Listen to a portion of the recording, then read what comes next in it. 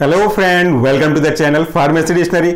हमारे medicine review की series में मैं आज एक ऐसे प्रोडक्ट के बारे में बात करने वाला हूं जिसका यूज हम तब करते हैं जब आपके शरीर में most of the cases blood की कमी हो रही हो, ब्लड के फॉर्मेशन में किस तरह की एबनॉर्मलिटी आ रही होगी, हीमोग्लोबिन का लेवल कम हो रहा होगा, तब हम उसको पूरा करने के लिए सप्लीमेंट्री के रूप में बैलेंस करने के लिए इसका यूज करते हैं। तो आज के इस प्रोडक्ट का जो ब्रांड नेम है वो है डेक्सोरेंज, और इस डेक्सोरेंज के अंतर्गत जो प्रोडक्ट मैं यूज कर रहा हूं वह है उसका कैप्सूल, इसका सिरप भी आता है। सो डेक्सोरेंज तो इसका ब्रांड नेम हो गया, और इसकी कैटेगरी किसके अंतर्गत आती है? इसकी कैटेगरी है आपका हीमेटेनिक्स। हीमेटेनिक्स का क्या मतलब है? हीमेटेनिक्स ऐसे ड्रग होते हैं जो कि आपके बॉडी में ब्लड के फॉर्मेशन को फास्ट अप करते हैं, साथ साथ हीमोग्लोबिन की एक्टिविटी को भी बूस्ट अप करते हैं या उनके बनने के प्रोसेस को फास्ट अप करते हैं, ताकि आपके शरीर में किसी भी तरह की कमजोरी या फिर किसी कमजोरी का कारण कोई पहले की बीमारी ना हो या कोई प्रॉब्लम, फिजियोलॉजिकल प्रॉब्लम ना हो, जैसे मिनोरेजिया वगैरह ना हो, जो मेंस्ट्रुअल साइकिल्स होती है फीमेल की वो ना हो, तो इनके कारण से होने वाली ब्लड की कमी को पूरा करने का काम करते हैं।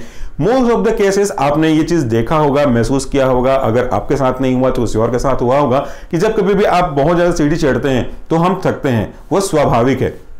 मैंने कहा बहुत ज्यादा सीढ़ी चढ़ते हैं तो थकना स्वाभाविक है, लेकिन अब जब थोड़ी सी सीढ़ी एक ही फ्लोर को चढ़ते हैं और हम थकने लगते हैं, हाफने लगते हैं, थोड़ी सी कुछ एक्सरसाइज कर लेते हैं और हम थकने लगते हैं, या फिर हम थोड़ा सा कुछ वर्कआउट कर लेते हैं, थोड़ा ज्यादा हो जाता है तो फिर हम बहुत ज्यादा थक जाते हैं, सांस भरने लगती है, आप हर बार पे थके थके लगते हो, एनर्जेटिक नहीं लगती, तो इसका कारण हो सकता है यही एक कारण होगा, ऐसा नहीं है, और भी कारण हो सकते हैं, पर उनमें से एक कारण ये हो सकता है कि आपके शरीर में ब्लड की कमी हो गई हो या तो हीमोग्लोबिन की कमी हो गई हो, तो आपको प्रॉब्लम समझना पड़ता है। ये एक बहुत सिंपल सा फंडामेंटल है जो मोस्ट ऑफ द केसेस सारे बच्चे या सारे जो पीपल है वो नहीं जानते हैं। वो क्या है कि आपका ब्लड और हीमोग्लोबिन आपके लिए फ्यूल का काम करते हैं। आपकी गाड़ी पे, मोटरसाइकिल पे, कार पे अगर आप अच्छी क्वालिटी का पेट्रोल डालोगे जो ऑक्टेन नंबर ज्यादा होता है, प्रीमियम जिसको बोलते हैं, या हम लोग उसको पावर बोलते हैं अपने पेट्रोल पंप की लैंग्वेज में, तो वो बहुत अच्छा माइलेज देगा।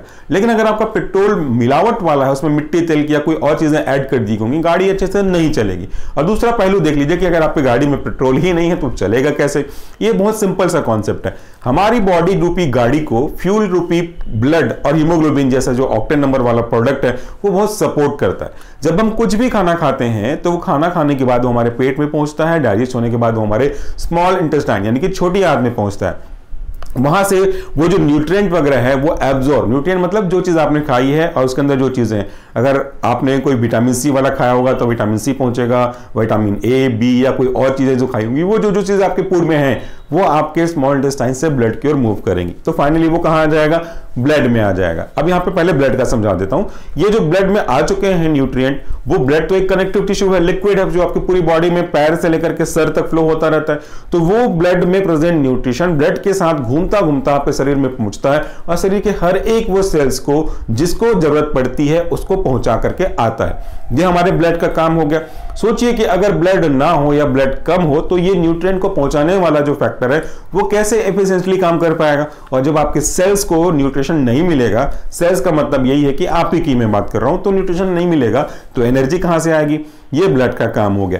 दूसरा है हीमोग्लोबिन। जैसे एक कार है, एक कार अपने साथ 4 पैसेंजर को लेकर जा सकती है, ड्राइवर को छोड़ दें अगर, तो वैसे ही एक हीमोग्लोबिन अपने पास 4 ऑक्सीजन के मॉलिक्यूल को पकड़ करके रखता है और वो पूरे बॉडी तक ब्लड के साथ उसको लेकर के जाता है। And you know it very well कि ऑक्सीजन कितना इंपॉर्टेंट है। आप ऑक्सीजन भले नोस्ट्राइल से, नाक से ले रहे हैं, लंग्स में पहुंच रहा है, बट लंग्स में फिर वो आगे जाकर के पार्शियल प्रेशर के थ्रू ब्लड में ट्रांसफर होता है और ये ब्लड के थ्रू पूरी बॉडी के सेल्स तक पहुंचाते हैं।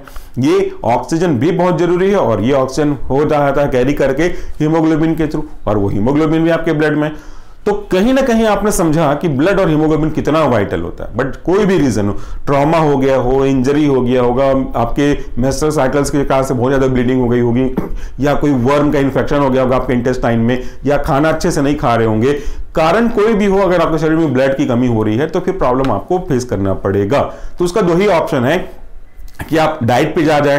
बहुत अच्छे अच्छे ऑप्शंस हैं, आप लाल भाजी, चुकंदर जिसको हम लोग बीटरूट बोलते हो वो खा लें, या फिर आपके जो और सर्विट न्यूट्रिशन है, अखरोट वगैरह है, इनको खा लें तो आपके ब्लड के बढ़ने के चांसेस बढ़ सकते हैं। लेकिन एकमात्र रास्ता तो वो नहीं है। दूसरा सप्लीमेंट है, वह है आयरन बूस्टर या फिर ब्लड बूस्टर या तो हीमोग्लोबिन बूस्टर या तो सीधा सीधा बोलिए हीमेटेनिक्स। तो ये ड्रग्स आपको डॉक्टर सलाह करते हैं कि आप इसे अपने डाइट में ले सकते हैं। तो इस प्रोडक्ट में 30 कैप्सूल्स हैं। चलिए हम आपको बताता हूं कि इसके इंग्रेडिएंट क्या क्या हैं। इसके जो इंग्रेडिएंट हैं मोस्टली इंडियन फार्माकोपिया की गाइडलाइन को फॉलो करके बनाए गए हैं, जिनमें से मुख्य रूप से यहां पे है each soft gelatin capsule contain ferric ammonium citrate, ये है 160 mg। इसमें vitamin B12 Indian pharmacopoeia accordingly ये है आपका 7.5 mcg। इसके बाद है आपका फोलिक एसिड 0.5 mg, फिर है zinc sulphate monohydrate 20.61 mg। Last में आ जाता है आपका एक्सिपेन, जो कि क्वांटिटी को इंक्रीज करने के लिए यूज किया जाता है। ये बात हो गई इसके एक्टिव इंग्रेडिएंट की। अब यहाँ पे इसका इंडिकेशन भी दिया है, यानी कि इसका यूज भी दिया है कि इसका यूज आप कहां कहां पे कर सकते हो। जैसा मैंने आपको समझाया, इसका यूज हम एनीमिया ऑफ प्रेगनेंसी में कर सकते हैं। प्रेगनेंसी के केस में महिला अकेली नहीं होती जिसको न्यूट्रिशन चाहिए रहता है, उनके वूम्ब में ग्रो हो रहे एक फीटस को भी न्यूट्रिशन चाहिए रहता है, ब्लड चाहिए रहता है। तो वहां पे ब्लड की सप्लाई अब 2 लोगों को हो रही है, पहले एक को ही हो रही थी, अब 2 को हो रही है। तो डेफिनेटली यहाँ पे चांसेस है कि ब्लड की कमी हो सकती है, या इसी को हम लोग बोलते हैं एनीमिया। ब्लड की कमी is equal to anaemia, reason कोई भी क्यों ना हो। तो वहां पे उस कमी को पूरा करने के लिए डॉक्टर के सलाह पे इस तरह के हीमेटॉनिक्स का यूज हम कर सकते हैं। इसके बाद है anaemia resulting from menorrhagia, menstrual के कारण से ब्लड लॉस हो रहा होगा, उसके कारण से एनीमिया डेवलप हो रहा होगा, तो भी आप इसका सप्लीमेंट्री के रूप में यूज कर सकते हैं। Anaemia associated with poor intake of food and hookworm infection, कोई व्यक्ति अच्छे से खाना नहीं खा रहा होगा तो फिर डेफिनेटली न्यूट्रिशन तो कम ही जा रहे होंगे। ऐसे केस में हुए एनीमिया के लिए भी ये टैबलेट ये कैप्सूल यूजफुल है। साथ साथ ऐसा केस जहां पे हुकवर्म का इन्फेक्शन हो गया हो, वहां से वो दिक्कतें कॉज कर रही होगी, तो वहां के लिए भी यूजफुल है। अब ये क्या होता है, हमारे आंतों में कई बार एक क्रीमी, जिसको हम लोग बोलते हैं ना क्रीमी वर्म्स, वो चिपक जाते हैं। हुक वर्म जिसमें हुक होता है, ऐसा हुक होता है, वो फंस जाते हैं। और ये हुक वर्म कोई ऐसे तो नहीं है कि खुद का भोजन बनाते होंगे, ये आपके द्वारा लिए गए भोजन का जो डाइजेस्टेड फॉर्म होता है न्यूट्रिएंट्स का, इसका एब्जॉर्प्शन करते हैं। इससे हमारे शरीर में पोषक तत्वों की और इस तरह के विटामिन की कमी हो जाती है और एनीमिया हो सकता है। ऐसे केस में भी आप इसका यूज कर सकते हो। इसके बाद है anaemia associated with peptic ulcer, piles etcetera. कई बार पेप्टिक अल्सर में आयरन का एब्जॉर्प्शन प्रॉपर्ली होता नहीं, क्योंकि वहां पे एंटासिड वगैरह हम लेते हैं और एंटासिड आयरन के एब्जॉर्प्शन को रोक सकता है। तो उस केस में बाद में या बीच की गैप करके यहां पे आप यूज कर सकते हो। अल्सर के साथ साथ पाइल्स में जहां पे ब्लीडिंग होती है, वहां पे भी ब्लड की कमी हो सकती है, तो वहां भी आप इसका यूज कर सकते हो। और फाइनली इसका यूज हो सकता है कन्वर्जेंस के कारण से होने वाले प्रॉब्लम को ठीक करने के लिए, यानी कि उसकी वजह से अगर ब्लड लॉस हो रहा होगा तो भी आप वहां पे यूज करके इसको ठीक कर सकते हैं। सो ये हमारा प्रोडक्ट है हीमेटॉनिक्स के अंतर्गत का। ये शेड्यूल एच कैटेगरी का ड्रग नहीं है, इसका मतलब है इसे आपको लेने के लिए डॉक्टर के प्रिस्क्रिप्शन की जरूरत नहीं है। फिर भी एक बार पूछ लें, सलाह ले लें, वो काफी यूजफुल होगा। इसका इंडिकेशन के साथ साथ इसका डोज भी दिया गया है, क्योंकि शेड्यूल एच कैटेगरी का तो है नहीं।